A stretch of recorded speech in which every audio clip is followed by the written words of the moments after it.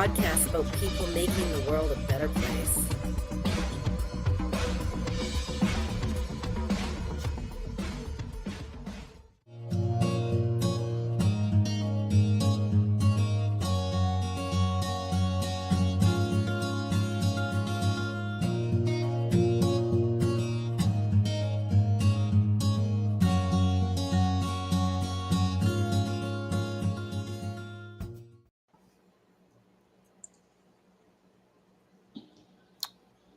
Oh, did we start? I was playing my video, my game here.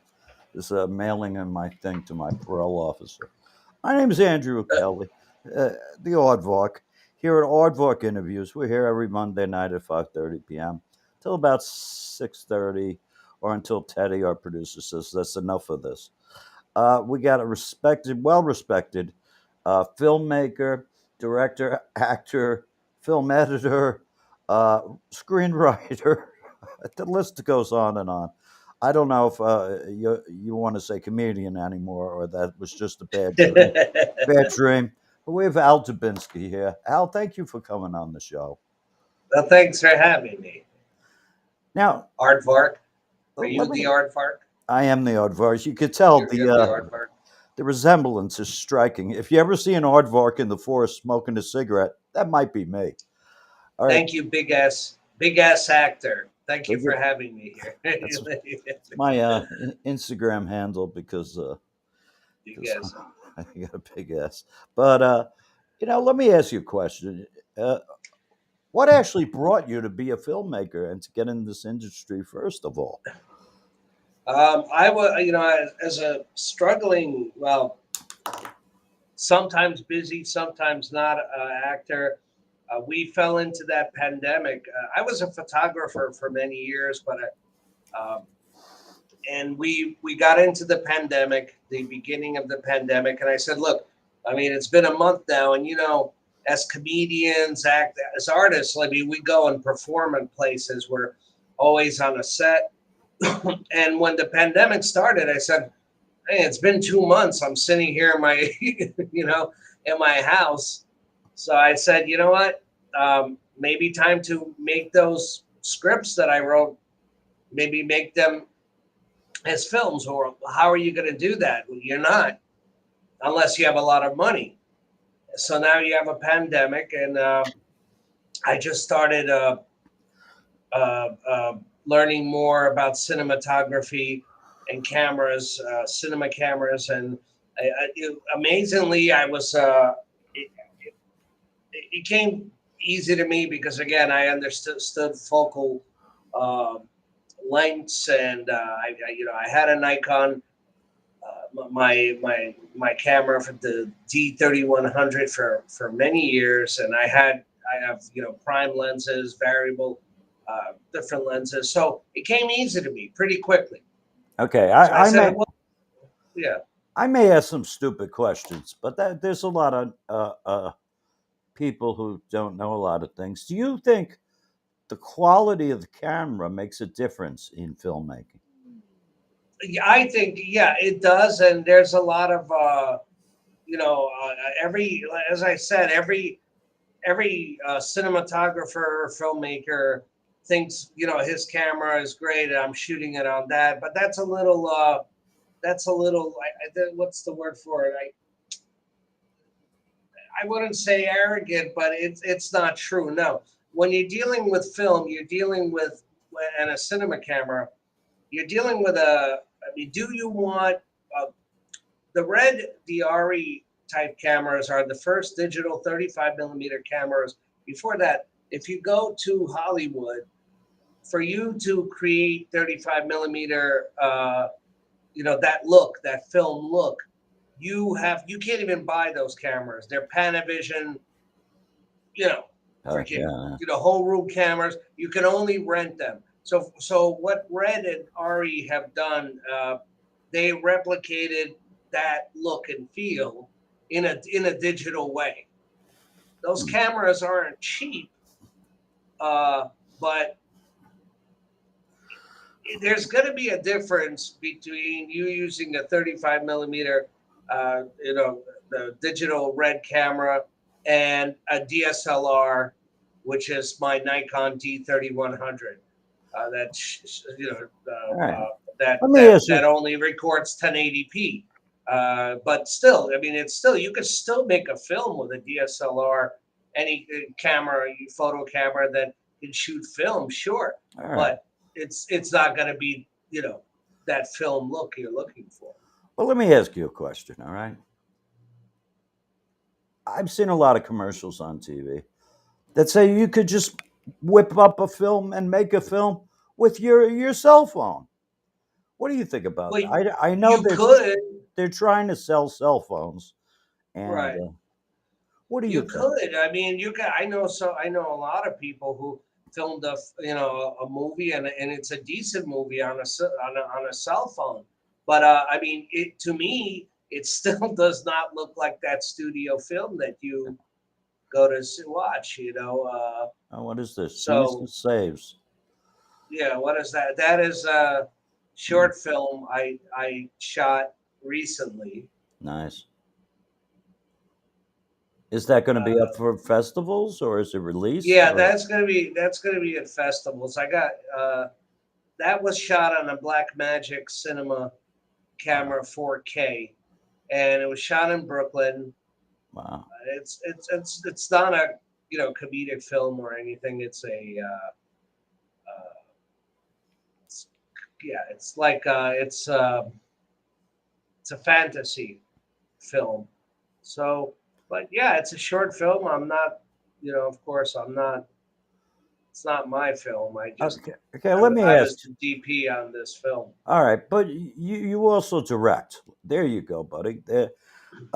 I do know Al. He's a personal friend, and he's helped me a lot in my own career. And actually, do you remember when we met? Not on that set that you're showing now. No. This is Yeah, we met as comedians in Stand Up New York. Stand Up New York, right? It was a benefit show for you, and I was there. Yeah, I was there as usual because I was always there. That was my home club, and yeah, it's funny, they were having a benefit show for you because you were dying, and this was like 7 years ago. Yeah, and you're still dying. 7 years later, right? I'm still 7 years ago. There's more comedians who died, who didn't have a benefit show. But see, and Andrew Kelly had he had a benefit show because you were dying. Oh, they were throwing money at me right and left. But that's great. You used to be a big time stand-up comedian. What did something sour you, or did you say, I want to get into the acting biz, and I know you direct films now and film festivals and everything like that.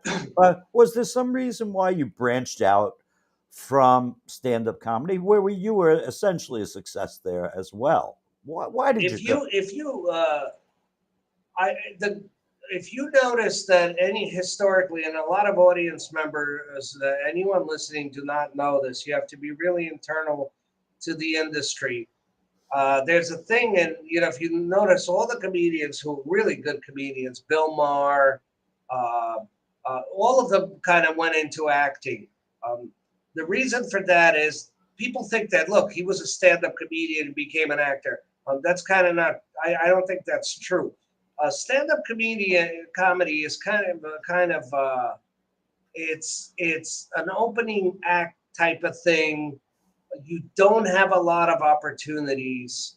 You either have to make a choice. You're either this stand-up club comic that does comedy clubs and makes in New York $50 a feature spot, or $75 a hosting spot, and you don't get much exposure from that. Or you get into film and TV and you get the big exposure. What a lot of people don't realize, they think it's so exciting to be a stand-up comic. Well, the pace, it's really hard to make money. The industry, it's really hard to get represented, any kind of representation, especially for people starting after 30 years of age. What is this film? Let's talk about this film that's on the projector right now. What is this called? The Redeemables. The Redeemables is a Is pilot. this your baby? Yeah, but The Redeemables is a pilot that I wrote about a true story that happened to my friend Steve Epstein. He had a girl that he met online move in with him, and she wouldn't move out. And on top of that, she moved more people in that she knew, and they all. The original name of There it you go. was called Squatters. So Squatter. all these people are living in their home, and it's amazing. I mean, it's this we're about a week away between Oh, this look at coming this. out. Wow. Yeah. All right, let me ask you, was there a book written about this, or is this a totally original? No, this is totally original. It's a script that I wrote about the whole thing that happened with my friend Steve, uh, and finally I would never have shot it or decided to make my own films until the pandemic. And I said, well, how long are we going to be sitting in this? We could be sitting here for the next 5 years. Yeah. So I got to film. I called you, and you're in it, and many other great actors are in it. And I said, listen, whatever we have to do, we're going to make this movie. Yeah. We're going to do it. Is the film wrapped now? Is it? It's been wrapped. It's in final stages of post production. Like, we're just doing sound on it now. That's it.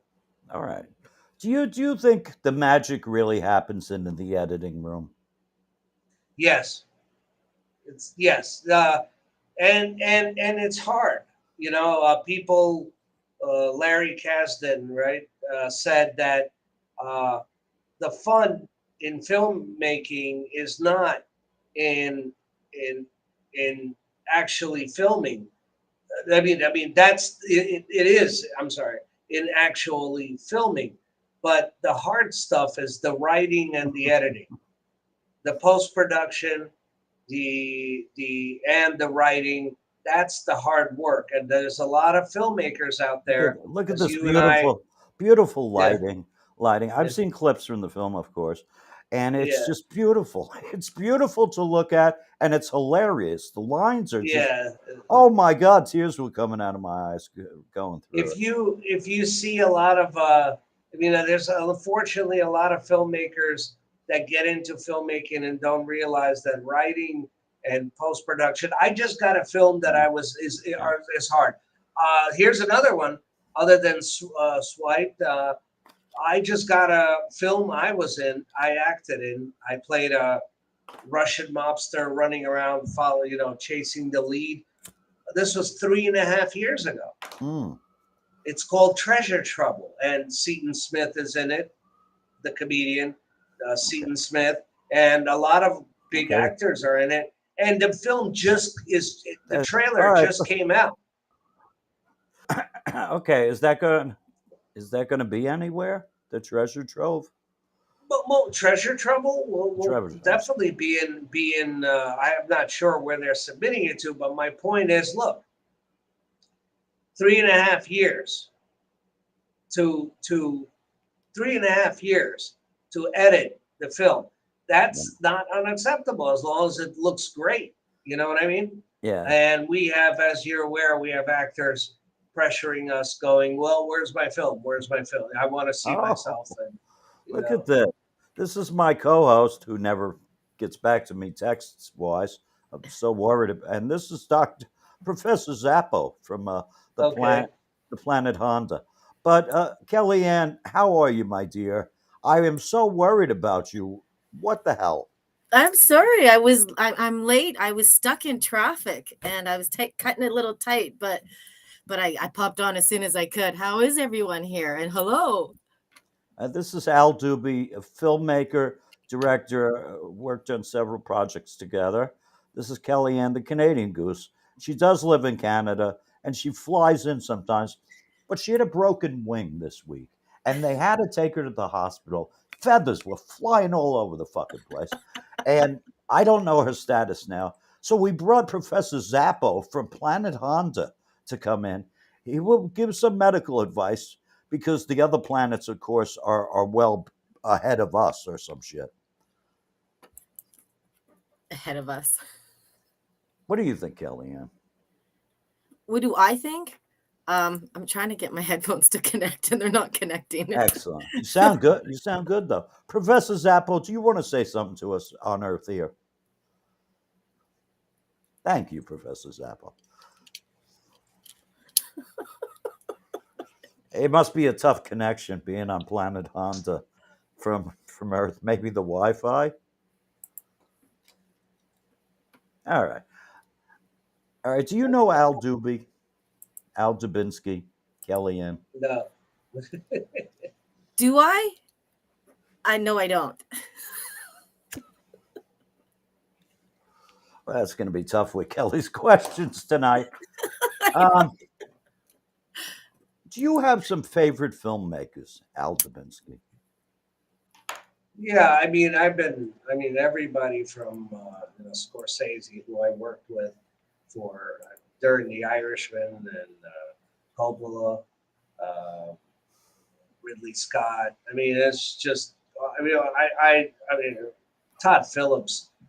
Where the Redeemables came from, it was highly influenced by Todd Phillips, Road Trip and The Hangover. So that's where the Redeemables came from. If it wasn't for filmmakers like Todd Phillips, then it would be tough to make, because you are offending people. You're dealing with a lot of whole, politically correct culture right now, and you really and I think Redeemables is funny, and it's not offending anyone, right? Yeah, okay. I believe that too. But Kellyanne, do you have a question for any of us today? Yeah, I actually do, because we were talking about culture and being politically correct and whatnot. And Al, what my question to you is do you fold your pizza when you eat it? Yeah, good question. Yes, because it hurts the sides of my mouth if I don't. So you do. So so I'm assuming that's the correct way to eat pizza? That is the New York way. I don't know how they eat pizza in Canada, but the New York way is you have to you fold it, or you'll look weird if you're not. I mean, you're just gonna hold it like this.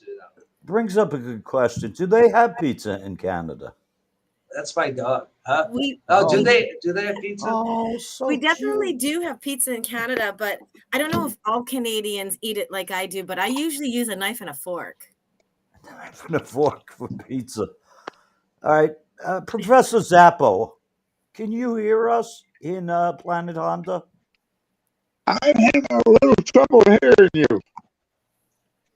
Wow, this is getting so Twilight Zone-y. Must be the astral waves that are out there. So this is Professor Zappo's native language. Now, our deciphering expert, Dr. Hozey, could not make it tonight. He usually deciphers hieroglyphics, Planet Honda messages. So, just make believe something he's saying. All right.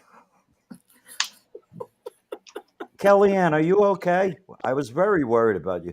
Kellyanne was sick or some shit. What happened to your wing? What happened to my wing? Did they restore your wing? I'm still working on my wing. So Oh, that's why I was a little bit late, running late from appointments. But I'm hoping to be on the mend soon. And for texts, I don't remember. I don't have any texts from you. I sent like 3 of them to you. Yeah. But to me. And nobody ever responds to me anyway. But Al, let me ask you a question. Have you learned a lot in the business? I mean, why undergo this brutal task of film editing? And it seems brutal to me, because I do know some other film editors who charge like an arm and a leg to begin with. But they spend hours like glued like that, like Paul Nutty, our former Spider-Man. Is it brutal? It's brutal. I mean, let's say you have a shadow. You have to remove a shadow. You have to know other products, so you have whatever you choose, Da Vinci or whatever you use, Avid, or I That's use what I use is Premiere. Davinci. Davinci is my favorite one. Really? I use Premiere, but so right when we just I mean you're not always, as a good camera guy, you're not always going to get, depending on if your crew is not, you can't afford the crew. And if you got the proper lighting, even if you got the proper lighting, when you bring it into post, you're going to see shadows. You might get stuff like that. Good thing about the RE and the Red and those cinema cameras are that they're corrective in a way that the histograms and it has the way to correct you while you're shooting. That's where you fail on the DSLRs and the non-cinema cameros. Let me ask you a You question. still got a lot of post work to do. Let me ask you a question, then Kellyanne will say. Do you think it's possible to shoot a quality film, say a black and white film, with a crappy camera?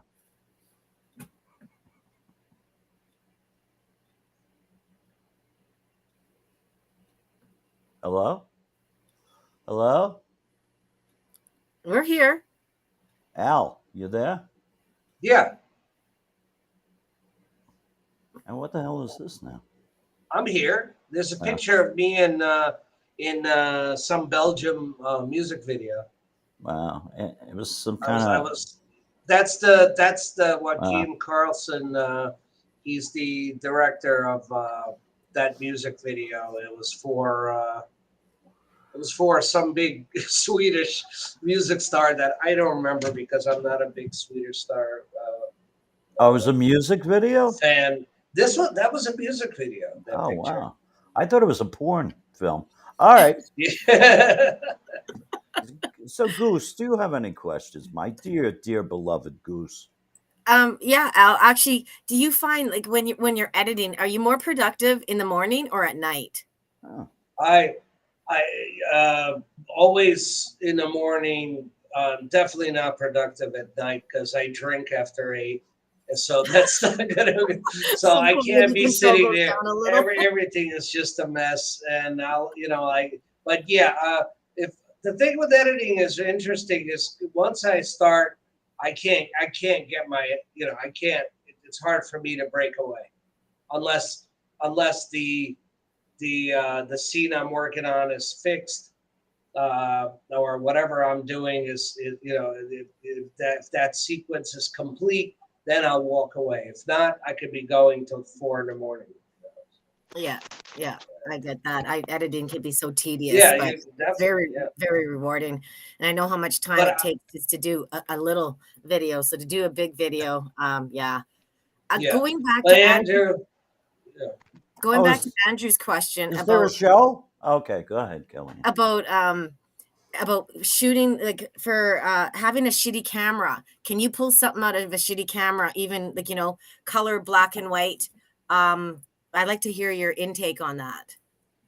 You could do a lot of things with a lot of different. You could do with Soderbergh used an iPhone 7 to shoot a really good movie, and that was one of the first to do it. Look, but you're not Soderbergh. You know what I mean? Steven Soderbergh. Not everyone is him. So you're not. Yes, you do. But do you want to risk that chance? Do you? I mean, if you've got the cast, you got the crew, you got all of these people. So what? You're gonna go and choose to shoot on this, where you should be shooting and make the investment on a really cinema camera with proper lenses, maybe anamorphic or prime lenses. You can't really shoot on this. So it's really a camera is a camera. It's really, as you know, everything's about the lens. Everything's about the lighting. Where's your lighting? Where's your sound? So I mean, it's cool as an experiment to prove to someone, hey, look what I can do on my iPhone. But do you want to do that? I mean, as an actor, I don't want to show up on a set and some guy says, look, we're going to shoot this on my iPhone. And you know what I mean? That just doesn't seem professional, As an experiment, yes, but I mean, you could have the lighting, but anyone who has that kind of lighting or that kind of sound, they're going to have a decent camera that's accepted and approved by Netflix or whoever So are you talking about the quality as far as like movies, or like, because nowadays really a lot of people don't even go to the movies as much as they used to. Everyone's just watching everything on their phones. So why would That's quality true. be so important if you're gonna Well, just really watch quality. it on the phone? Well, when you mean quality by Wow, video, by seeing is one thing, but when you shoot with that's the beautiful. video, with the capabilities of your phone's video capabilities, it's going to be very different than a cinema camera or expensive equipment. It's going to be very different because a lot to do. You have to. You're missing the lenses still, and it's all about the Mm. lens. The lenses are important, but yeah, yes, you can have proper lighting, and it's been done. But I mean, again, you don't really shoot.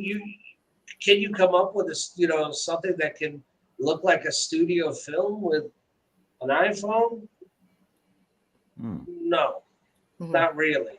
Uh, You can make it in post. You can change it to faded film, right? You can in Lumet in the colors. You can make it look. You can do your best. But again, if you've invested so much into a crew, a cast, and all of oh, that, Yeah. why not just why not why not just get a normal, a good camera that you can shoot with? I mean, the iPhone, it's still not.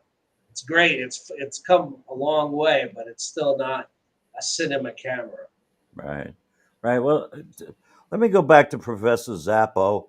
Can you hear us, Professor, or is it just too much? For some reason, I just barely hear you. Okay, Professor. It's another language. What planet are you on now, Professor? Right now, I got this little blue planet called Earth. Okay, beautiful. I understood that. Kelly, do you have any questions for Professor Zappa, who just left? All right. He was getting bored. Yeah, he's mad at us. He's going to blow up the planet now. Yeah. All right. We have a section of the show called Kelly's Questions. Okay. It's called Kelly's Questions. Is our producer sleeping? Hey, Thank you, Teddy. Okay, so my first question would be, what is your "when I was your age" story? What is mine when I was your age? Depending whose age. Like, we're gonna say like a 10-year-old.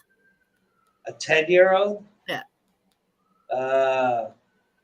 Okay. When I was your age, I don't know. 10-year. Oh, it could be lots of things, I guess. When I was your age, I didn't. My story is more. I'm from. I immigrated here from the Ukraine, and when I was your age, I didn't have anything. So when I was your age, I had. The one by. I came to this country. My parents had like $5 on them, or something. We really had no. It's like, so for me to say it was some. For me, it was to a kid that's 10 years old. These kids have everything these days. I mean, back when I was 10, I didn't have a thing. I had a black and white TV, and just up until the age of 10, I didn't even, wow. see any TV shows or anything like that. We didn't, because Russia was communist, and when I was there, and by the time I got it, so we didn't. You had one channel with one show, and that's that's all you had to watch. Whatever the KGB put on, it was one channel. Oh, you had two channels, channel 1 and channel 2, and channel 2 was all news, and channel 1 had maybe a cartoon that's in black and white once in a while. So. Yeah, we had 3 channels growing up. We had 3 channels, and we had the knob to turn the channels. So I feel your pain. Oh, a puppy. Okay, That's my max. I gotta walk him. the second question I'm afraid to ask, but I will anyways, is what beverage goes best with pizza? Since I asked pizza earlier. Well, for me, but I'm trying to kick the habit. I recently got over an addiction. It was a bad addiction. It was Diet Coke. I had an addiction to Diet Coke. Ooh. So for me, any for me, only Diet Coke. Diet Coke is a great. It goes great with pizza. Diet Coke and pizza. Okay. I get heartburn from those like Fanta and from orange soda, right? Don't you get heartburn from those when you eat it with like no? Okay. Yeah, no, I don't. I don't drink soda, but There are people who drink Hawaiian Punch. Remember Hawaiian Punch soda? Yeah, I love that. That was good. I like it. Yeah. Oh yeah, Hawaiian Punch. Okay, final question is: what was the last thing you ate? I must be hungry. Oh yeah, no, me too. I was at lunch. What I had leftover Chinese from this great modern Chinese place that I found in Stamford, Connecticut, called Peter Chang. So I brought it with me today, and because I couldn't finish it yesterday, I had great like chili. The hell was it? Some kind of a numbing, spicy chili peppers, chicken, beef, and white rice. Oh, that It's sounds good. Delicious. It's good. Yeah, Peter Chang's in Stanford. Really good. And I see I was in Connecticut yesterday. Our friend Zappo has come back. Yeah, Professor Zappo, who seems to go by the name of the alias Larry today. Professor Zappo, can we hear you? Yeah, I hope so. Can you hear me? Yeah, the connection's still kind of barbaric, but yeah, it's nice very to see. interesting. Very interesting language you speak. Yeah. Do you notice his language? Yeah. It's unfamiliar to me. Do you have any questions for the renowned motorcyclist from another planet, Professor Zappo? Professor Zappo, do you fold your pizza? Do they have pizza on planet Honda? We got this thing called we call it a deep crust, and look, that you cannot fold. Ooh, deep crust. See, I understood that. Deep crust, and it doesn't fold. So, see, he's probably like been to Canada because we use a knife and fork. So that pizza's not made from ass, right? Deep crust. It's not made from. Well, and it's scary, and you have to be careful about New York. I can't even imagine showing up in a pizzeria and you're like showing up, imagine in the Bronx and going to some pizzeria and pulling out a knife and fork and start cutting and eating it. That could be dangerous to your health. There's very dangerous. Yeah, the people, they don't really understand that there, and they'll just do that make fun of you. Now, have you ever visited the planet Earth, Professor? I'm on it right now. Oh, you're here now. Going into a restaurant. They frown on when I bring my knife out. Holy shit! What the hell is that? That's what I used to cut my food with. Oh, you cut your food with a big ass knife. Okay. Yeah. Now, let me ask you. There's a lot of conflicts on our world. Are there any conflicts on planet Honda? They're handled pretty quickly. That's how I got the nickname Zappo. You know, we have with our rage gun, if we get a little problem, we just zap them. And right. he's gone. Zap. Wow. He just zapped away. Wow. Yeah. How do I find, every week, just to make this show better, I do visit the insane asylums. Part of the Arkham. That's how you found me. The Arkham part of the show. So now Kellyanne just kept emailing me saying, why can't the people who want to ask the questions be on the show? And I said, oh, there's another disturbed one. Yeah, so we brought Kellyanne on the show from Canada. Now, have you ever been to Canada, Al Dabinski? No, I have relatives there, believe it or not. Oh, you do? No, I've never been up there. No, really. Where do your relatives live? Toronto. Oh, Toronto. Okay. You're They near always come to New York. They always came to New York. Yeah. So they came here and slept over our place. But no, I got cousins up there, though. Yeah. Do you know of another guy named Yuri Soikin? Soikin. Yuri. Yes, yeah, I know Yuri. Yeah, not that well, but yeah. So he's an actor, right? Yeah. Yeah. So I'm curious, what was the first way that you made money? Like, What do you mean, legally or illegally? yeah, I know I was pausing before I kept saying. That's a good question. Yeah, legally. I worked at Burger King when I was like 14, 15. Where I just got like a ability to work, and I worked at Burger King when I was 15 years old. Yeah. So your first job was Burger King. Can you tell us the secret recipe? No, For the no, it's just stuff we pulled stuff out of the freezer and we just put it on the rack and it just went around and it just put, I guess I wasn't there. I didn't graduate to the top to the cashier place. So I was the guy putting the burgers on yeah. It was good. It was good pay for a 15-year-old. I had no money, so this was good. Yeah. That's great. What was your first job, Andrew? I worked in a stereo place. Yeah. Oh, that's kind of cool. Yeah. A stereo place, like selling equipment? Yeah. Okay. For some reason, when you said it at first, I was thinking records. No, it's like like selling, remember the record stores? It's like Bose equipment. Yeah. Stuff like that. Oh, that's cool. Yeah. Where did you work, Kellyanne? I used to deliver newspapers. You that was my first one. I did that too. Wow. I did that too.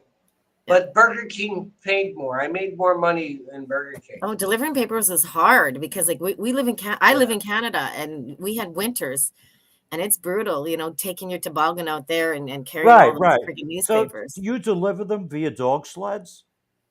Well, no, I was the dog. Yeah, no, that was my first job, was delivering newspapers, and it was brutal. It was hard work. All right. Could you bark like a dog? Woof. Very good. Woof. Yeah. So I guess I was the dog. Definitely. I think we were all the dog at one point in our lives. So yeah. So Al, where are you right now? I'm in Jersey City. Oh, look at the pretty baby. Look at that. Who's that? He's got such pretty dogs, Al. Yeah, I do. I have 9 dogs. You have 9 dogs? Yeah, that's Charlie. That's the father of like, yeah, he's the. Yeah, I have 9 dogs. We couldn't. My female dog had 2 litters from Charlie. Yeah, Charlie's her boyfriend, and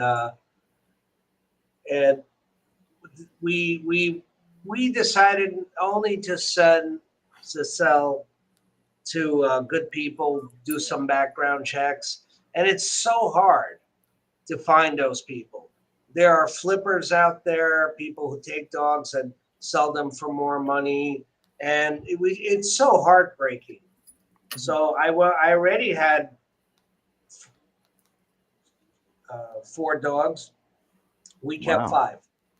What kind of dogs? What kind of dogs are they? They're Yorkies. They're Yorkies? They're both Yorkies then? Yes. Okay. The female and God. there she is. That's Lola. There's only it's all Yorkie, and there's Charlie behind her. That's Max. Oh, they're so cute. Yorkies are amazing, and they never lose their energy. Like they stay puppies forever. They're a lot of energy. Yeah. Yeah. But it's so heartbreaking. There's a lot of bad people out there. So breeding, we're not professional breeders. It just happened that Lola and and Charlie tied, and she almost died during the second litter. So I did spade her after that litter.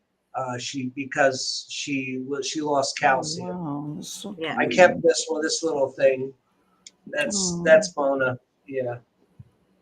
But do you think there could be a that's when reality? they're really small puppies, when we were first born. They just started walking. You think there could be a reality show in this?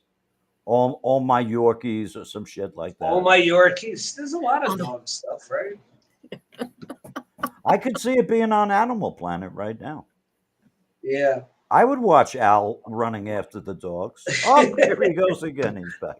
There's a problem with. I mean, people are mean, and so I mean, it's really tough. If you're a professional breeder, you know how to manage it. I mean, I couldn't part ways with the dogs. I barely was able to. The people we knew, so we couldn't. But we they're good people that we found. Yeah, thank God.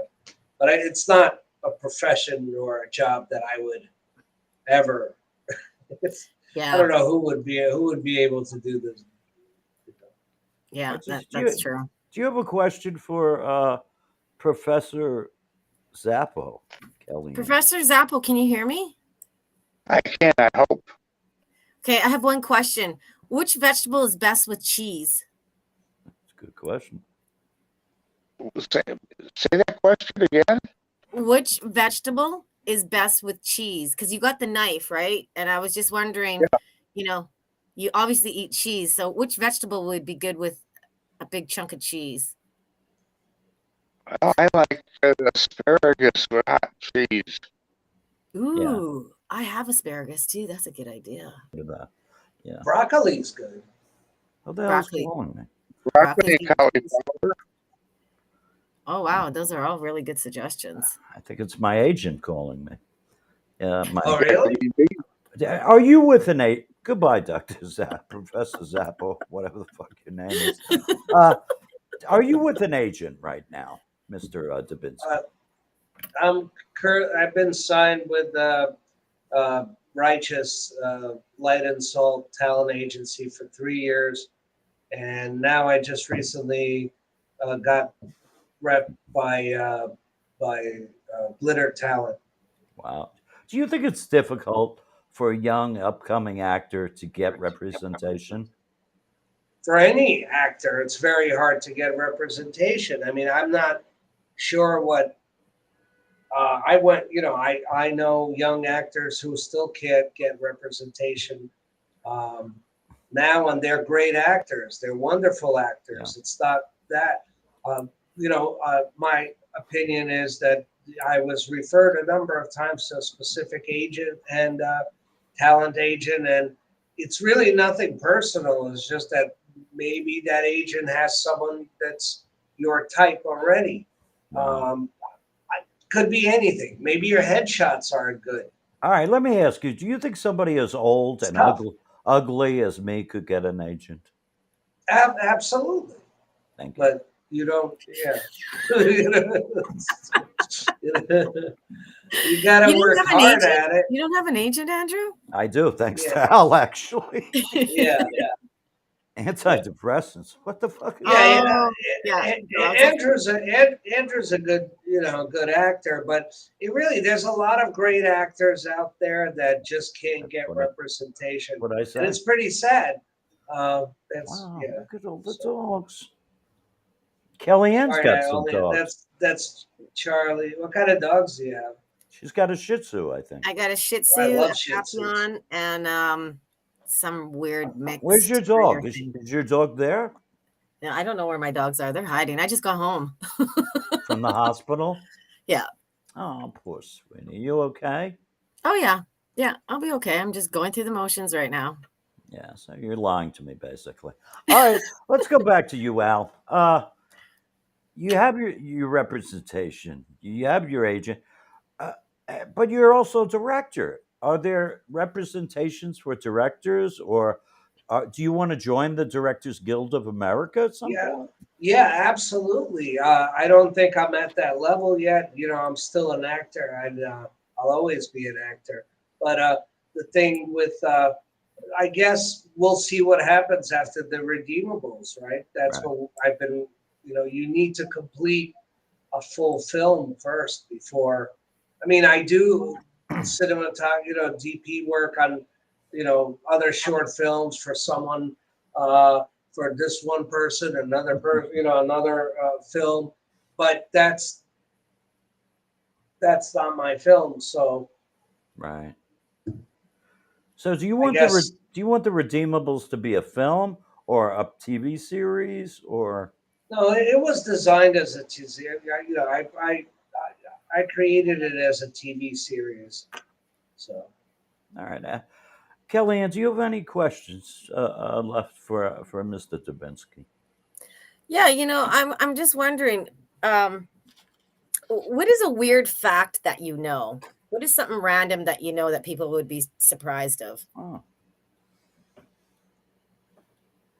And think of that right now. I know. I was running it through my head too, because I know a bunch of weird facts, but I can't think of one. Well, no, I know lots of them, but I gotta think of it now. Hang on. I guess I can.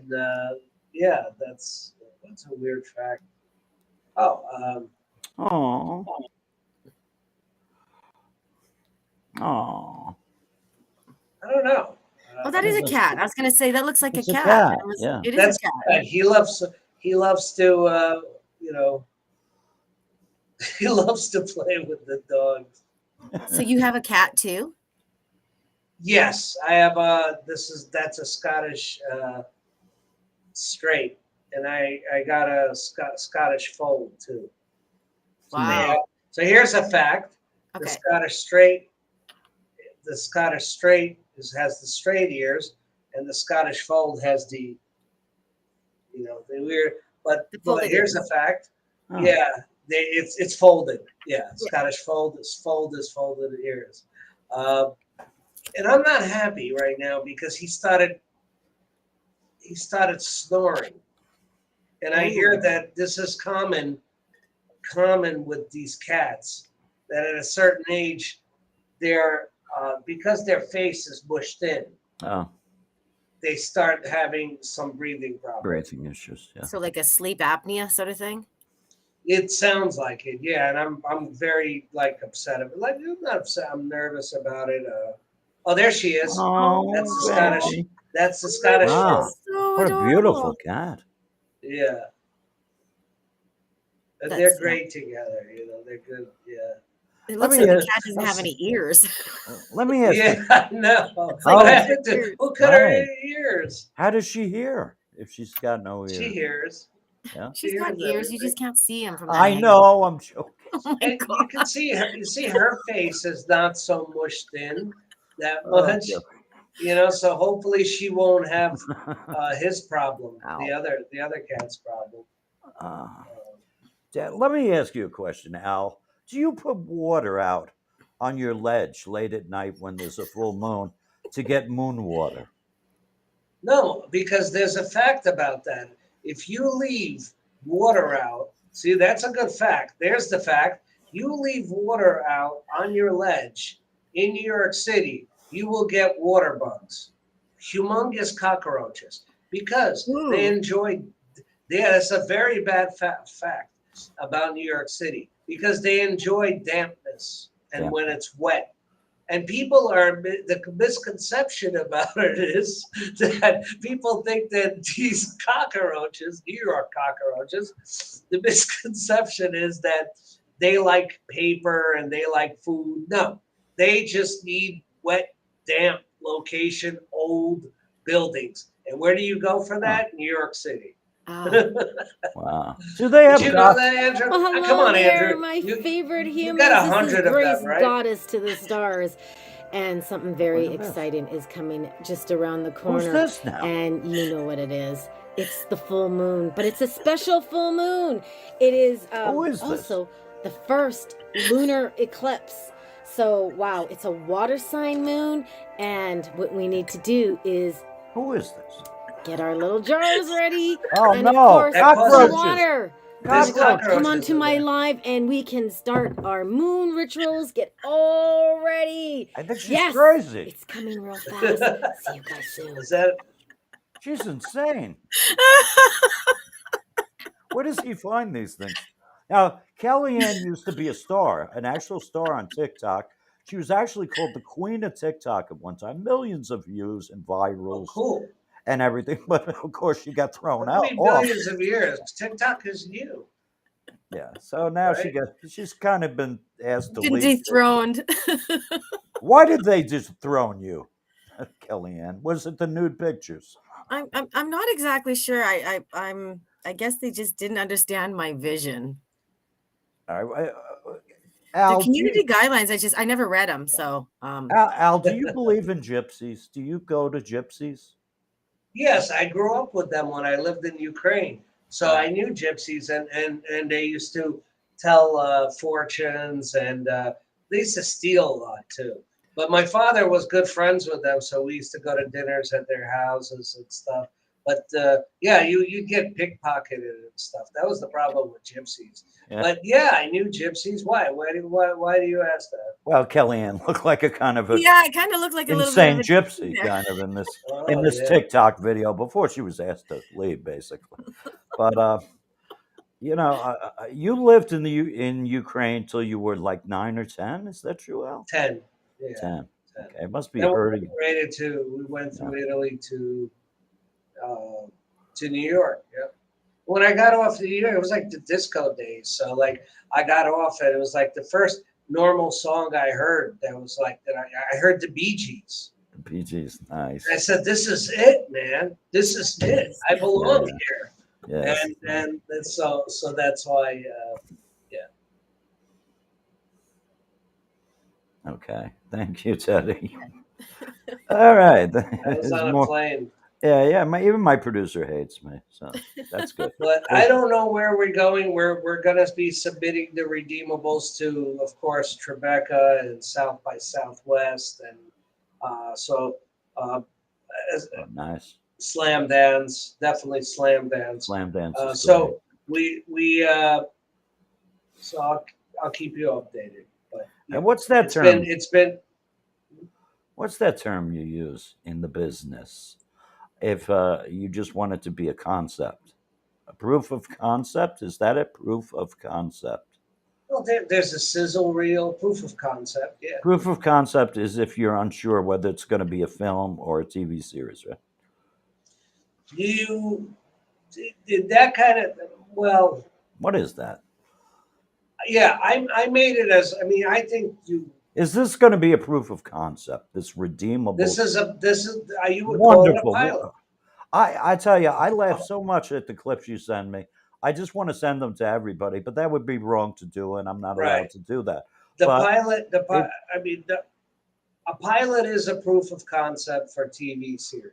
Okay, thank you. See, you audience members who are watching today, all 8 of you. I didn't know that. Yeah.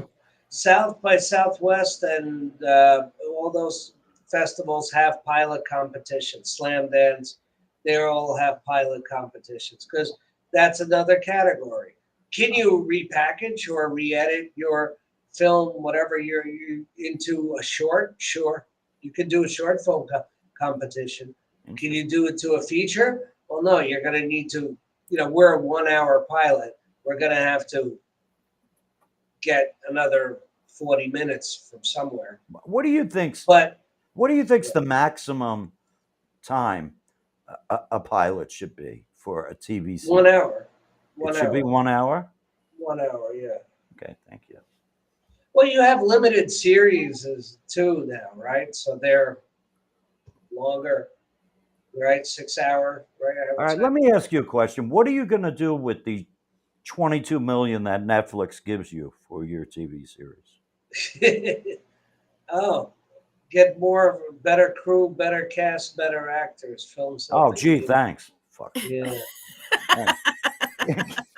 Kellyanne, do you have any further questions for Mr. Dubinsky since he hates me? Go ahead.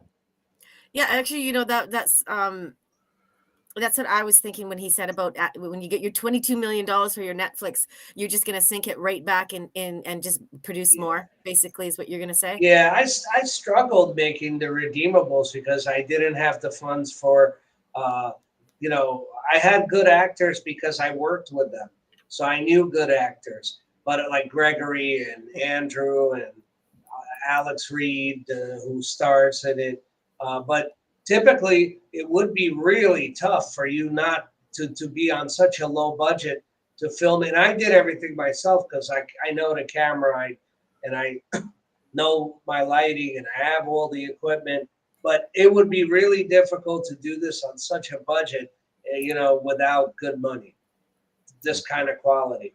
How long have you been doing really, this for? really? Oh, 3 years. 3 years now. Okay. Amazing. Wow. Okay. We have a part of the show called Shameless Promotions. Do you want to promote anything right now, Mr. Al Dabinski? Right now, Redeemables is going into festivals, so I don't really have anything to promote. So is Jesus Saves, so not really. Oh, you're the Black Jacket. Would you like to promote the Black Jacket? Yeah, sure. It's an unfinished film that me and Andrew Kelly worked on. Yeah. And, it's a film noir. Yeah. And that's where the question comes from. Well, do you think a good film can be made on a non-cinema camera? Well, I think you if you have here's a better answer. If you have a choice to use a good cinema, accepted, studio accepted, professional camera, use it. If you have no choice, use what you can. Whatever's there, use it. But some people have a choice and they're still, to say, anal or arrogant about the fact that no, because just a lot of camera guys, cinematographers sleep with their camera. They look like they sleep with their camera. No, I must use it, Yeah. So, Kellyanne, let me ask you a question. I heard through an undisclosed source that you may be making a return to TikTok. Is this true? You know what? I don't know who your source is, but it's all lies. No.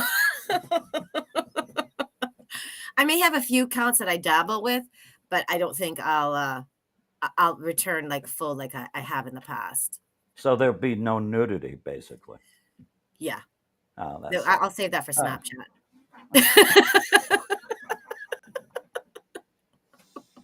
Do you have anything to promote then, Kellyanne? The Canadian Goose, Canadian goddess Goose. No, absolutely not. I just come here with my cheery attitude and enjoy my hour that I get to spend with you. All right. I don't blame you. I don't blame you there. So as Al Dabinski is looking for better actors, it's nice of you to come by here, Kellyanne, and visit with me. Do you have any last questions for Mr. Al Dabinski, filmmaker, actor, was once a comedian? I don't know if he'll go back and do a set here and there. Will you? What are you getting into? Yeah, that's actually a good question. Are you gonna do any more stand-up comedian stuff? No, I still produce. I still have. I co-produce a show that's out there at the Comic Strip every Monday night. If you want every Monday night Comic Strip Live, go there. I'm a co-producer of that show. We have great comedians, a lot of big names. Leslie Jones drops by, T.J. Miller. But unfortunately for me, I started stand-up at a kind of an older age. What I mean older is I found stand-up comedy to be age discriminatory. Is that the proper word? I found the industry, not the industry, but the comedy club business to favor more young comedians, So I don't, that, and when you add the opportunities for financial gain, which there pretty much aren't, unless you do road work, in other words, travel to Toronto to a comedy club, it's going to be pretty tough to make a living. So that kind of career, I love stand-up comedy. It's a great skill. I recommend it for people to get out of their shell, get on stage, learn to write, because it's really a writing job. You're writing jokes. Yeah. You're writing material. So I recommend for people who want to, that's what stand-up comedy made me a better writer and write better scripts. But but for someone, I started when I was 41, 42, and I did pretty well considering the fact that I wasn't really welcome for my age. And because I kept doing well on stage and the audiences were happy, always laughing, and the bookers took notice. But it's hard, I'm over 50 now. So it's pretty rough. It's a tough grind. Yeah. I don't wish it on anyone. There are better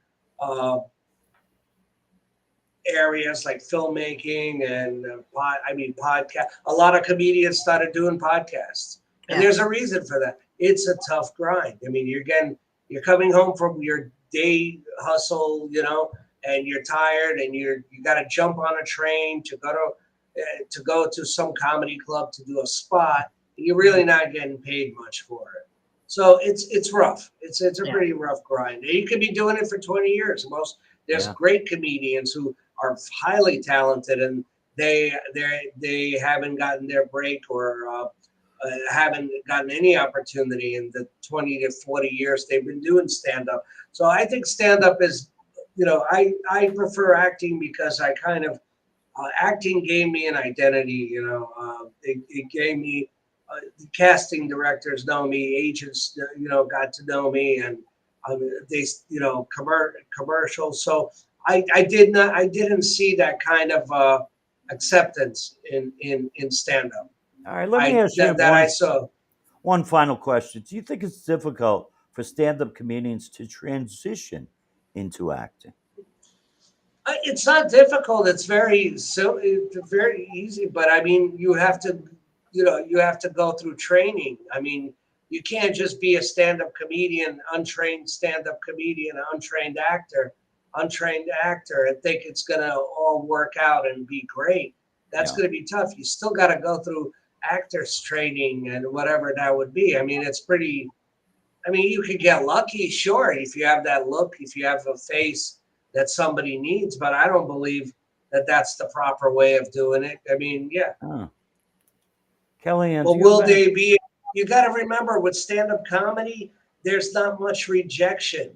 The rejection is a little lower because you go to a stand-up comedy club and like, yeah, we need you. Go out. That's not going to happen in acting. It's going to be very hard to get booked, for a role. And the rejection is normal, and you got to accept it. That this is, and that's the problem with that stand-up comedians I don't think will be able to, the hoop they'll be able to jump over.